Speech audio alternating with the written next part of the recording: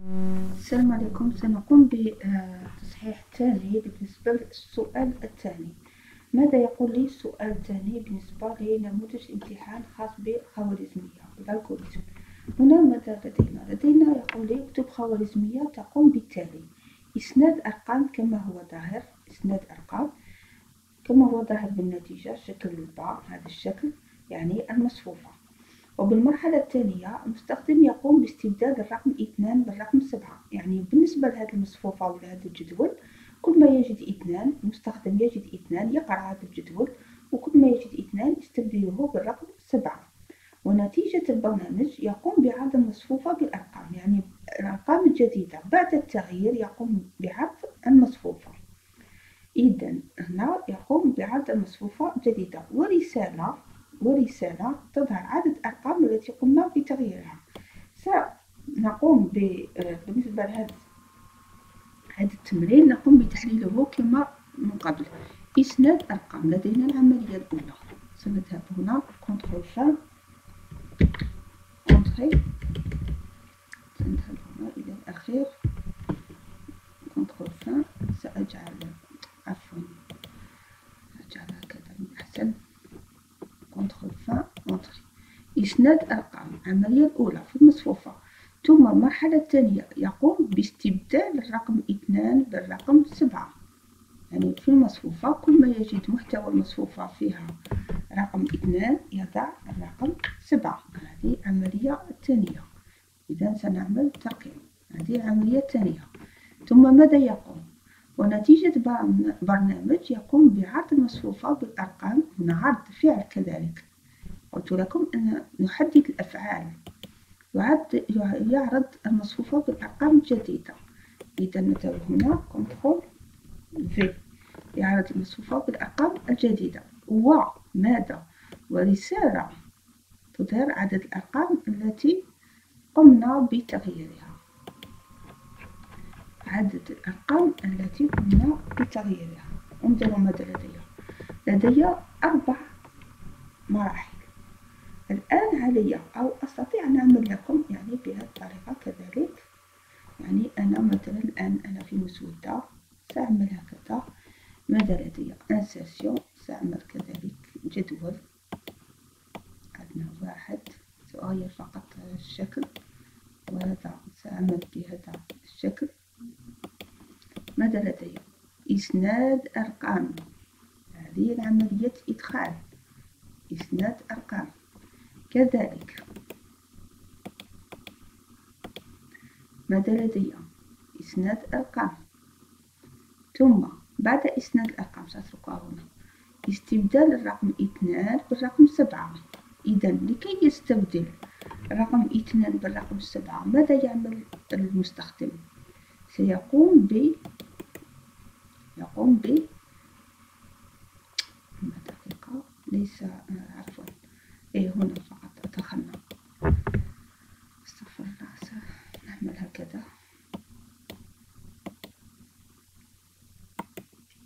ماذا يقوم؟ يقوم بقراءة، يكتب بالعربية، قراءة عناصر ماذا؟ المصفوفة، قراءة عناصر المصفوفة. هذه العملية الأولى يقوم بها، قراءة عناصر المصفوفة. ثم بعد المصفوفة بعد ما يقرأ عناصر المصفوفة ماذا يقوم؟ ماذا يعمل؟ يرى إذا كان محتوى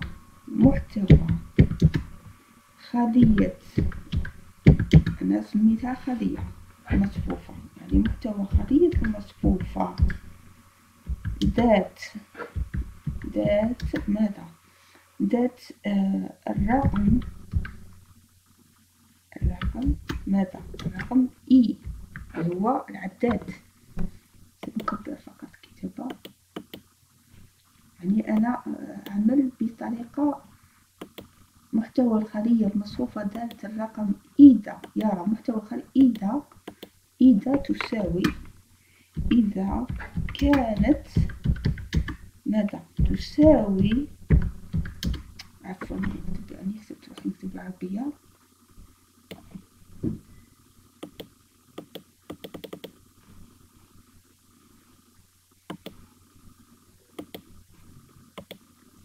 محتوى يقرأ. محتوى الخلية هنا عبارة عن قلنا مقارنة. العملية الثانية يعمل ماذا؟ عفوا يعمل مقارنة. يعمل مقارنة ماذا؟ إذا محتوى الخلية مصفوفة الرقم إي إذا كانت تساوي ماذا؟ إذا كانت تساوي 2. هنا ماذا سيعمل؟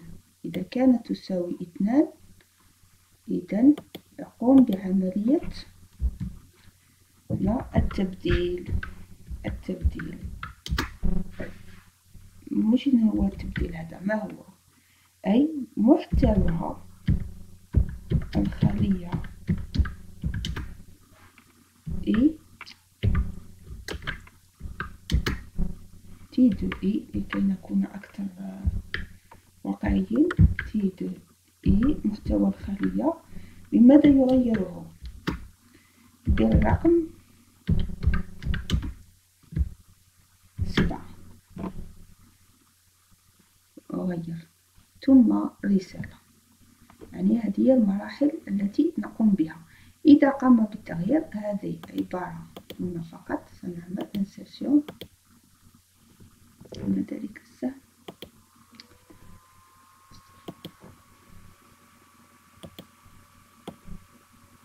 هذا إدخال.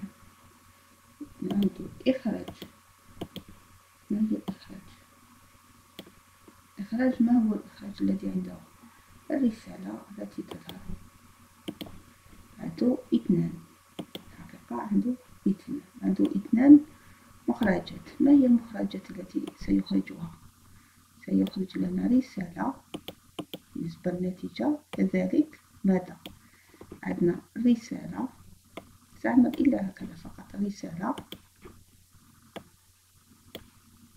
رسالة وكذلك الجدول بالعناصر بالمحتويات الجديدة. الجدول بعد عملية الاستبدال أو مصفوفة بعد عملية التغيير. بهذه الطريقة سأعمل كذلك هناك أمر سنوضح الصورة فقط. أنا أحاول أن نقوم ب سأقوم هناك سطر. لا يوجد سطر هنا. سأعمل بهذا الشكل. ليس هذا. سأعمل سطر وخلاص. هو السطر بهذه الطريقة.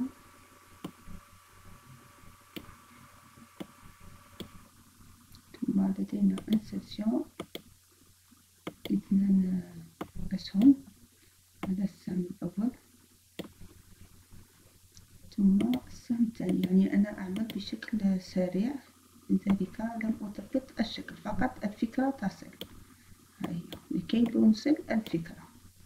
يعني هناك عدة طرق لفهم أو لاستيعاب ما نحن بصدد عمله.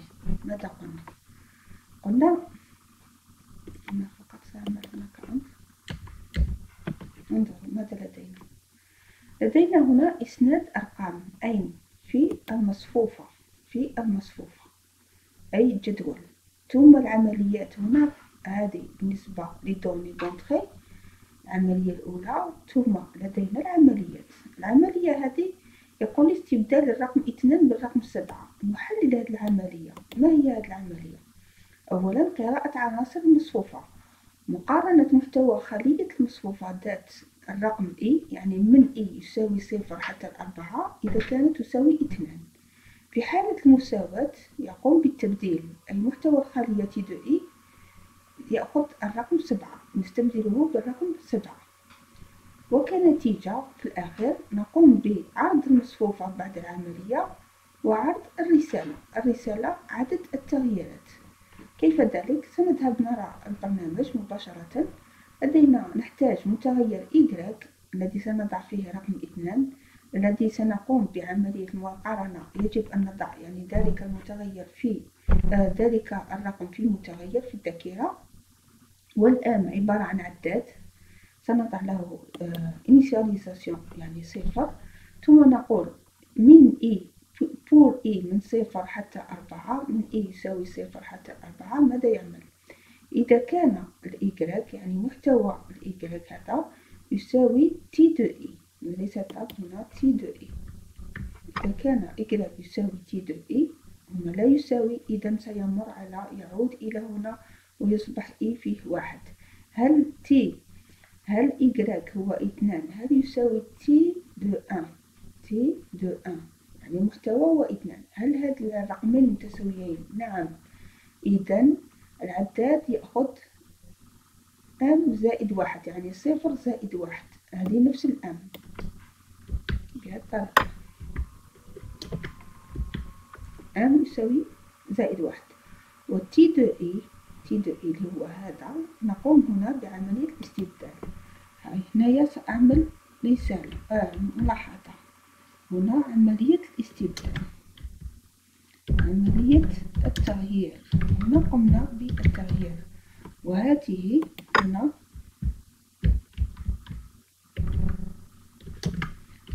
عبارة العد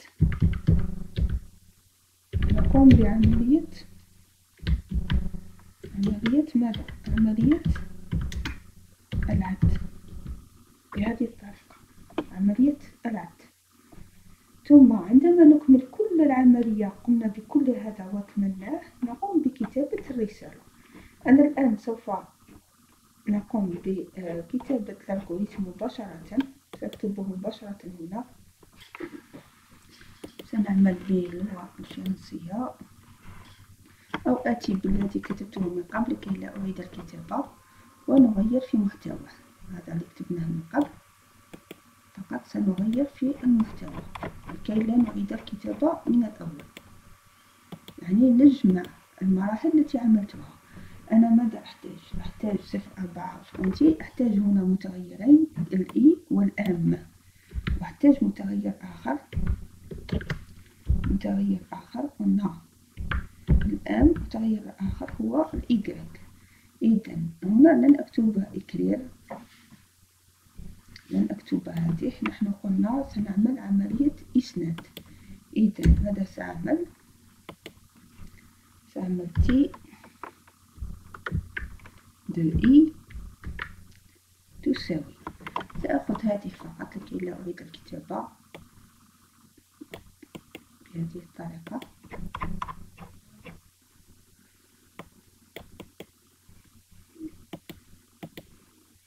ثم أقوم بنسخ ولصق. إذا fin entrée CTRL V fin entrée CTRL V كم عندي 4. إذا هنا تي دو 1 تي دو 2 هنايا تي دو 2 تي دو 3 ثم تي 4 بهذا الشكل حتى 4 سنقوم بهذا الشكل. هذه العملية ماذا تسمى؟ عملية أعيدها affectation إسناد قيم إسناد قيم للمصفوفة بهذه الطريقة. كملنا العملية الأولى ثم قال لي هنا سنعمل مباشرة نقوم بعملية initialisation يعني نكتب بالعربية عفوا initialisation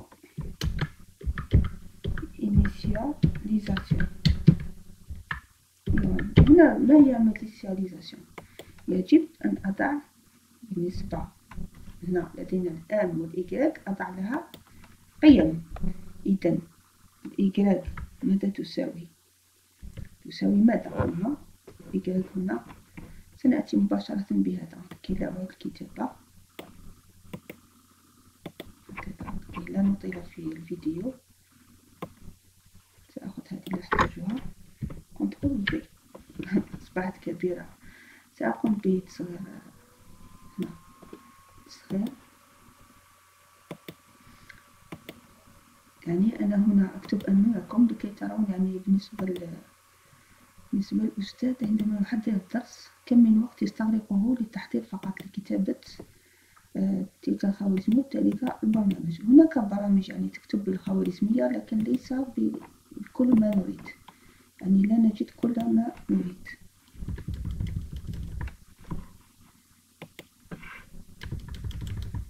البعض يظن أن الأستاذ يدرس عندما يذهب إلى المنزل ويرقد إلى غدا سيأتي، يعني الأستاذ عندما يذهب المنزل فهو يعد دروس ويكتب ويحضر، وهذه هي الطريقة. يعني هنا رأيتم يعني بالنسبة لتمرين 1 أو 2 كم استغرق الوقت. الآن نحن شرحنا هذه المرحلة. هنا الانيسياليزاسيون هي هذه، ثم هنا نذهب ماذا نعمل؟ ليزوبيراسيون، العملية. هنا العملية التي قمنا بها، عملية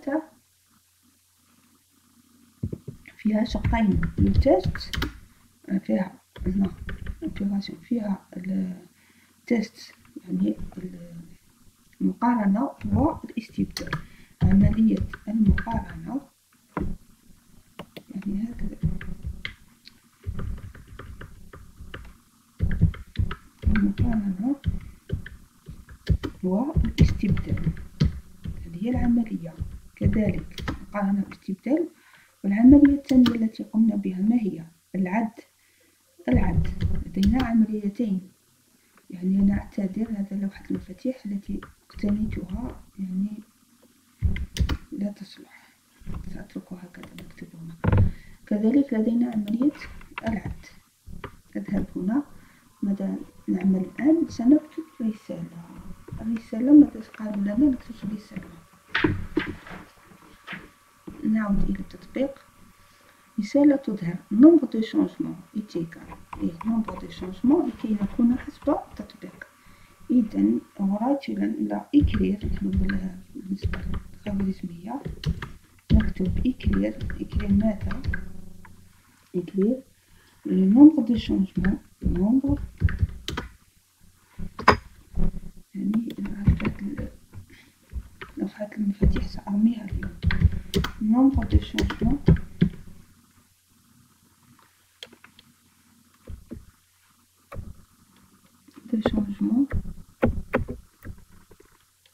عندي،